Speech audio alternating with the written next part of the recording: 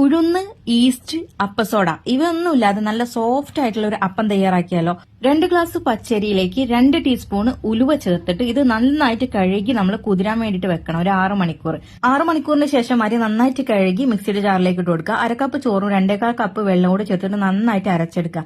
അരച്ചെടുത്ത മിക്സ് നമ്മൾ ഒരു 5-6 മിനിറ്റ് നല്ല പോലെ ഇളക്കി കൊടുക്കുക. ഒരു 10-12 മണിക്കൂർ നമ്മൾ മാവൊന്ന് പൊങ്ങാൻ വെക്കുക. പൊങ്ങിയതിന് ശേഷമാണ് നമ്മൾ ഇതിലേക്ക് ബാക്കി ചേരുവ ചേർത്ത് കൊടുക്കുന്നത്. ഉപ്പ് ചേർത്ത് കൊടുക്കാം, കുറച്ച് സവാള, ക്യാരറ്റ്, മല്ലിയില, കറിവേപ്പില, ഒരു 2 പച്ചമുളക് നമുക്ക് ഇതിലേക്ക് ചേർത്ത് കൊടുക്കാം. നന്നായിട്ട് മിക്സ് ചെയ്തെടുക്കുക കേട്ടോ. ഇനി നമുക്കിത് എങ്ങനെയാണ് ചുട്ടെടുക്കുന്നത് നോക്കാല്ലേ. ഞാനിവിടെ നോൺ സ്റ്റിക്കിന്റെ പാലപ്പച്ചട്ടിയാണ് എടുത്തേക്കുന്നത്. അതിലേക്ക് അല്പം എണ്ണ ഒന്ന് തടവേ കൊടുത്തതിന് ശേഷം നമ്മൾ 2 തവി മാവാണ് ഇതിലേക്ക് ഒഴിച്ചു കൊടുത്തേക്കുന്നത്. 1 മിനിറ്റ് കഴിഞ്ഞതിന് ശേഷം ഒന്ന് തുറന്നു നോക്കുക. എന്നിട്ട് ഇതിന്റെ മുകളിലായിട്ട് നമ്മൾ മാറ്റി വെച്ചിട്ടുണ്ടാകുന്ന സവാള, ക്യാരറ്റ്, മല്ലിയില, കറിവേപ്പില ഇതെല്ലാം മുകളിലേക്ക് ഒന്ന് ഇട്ട് കൊടുക്കുക കേട്ടോ. ഇനി നമുക്കത് അടച്ചു കൊടുത്ത് ബാക്കി വേവും കൂടെ വേവിച്ചെടുക്കാം.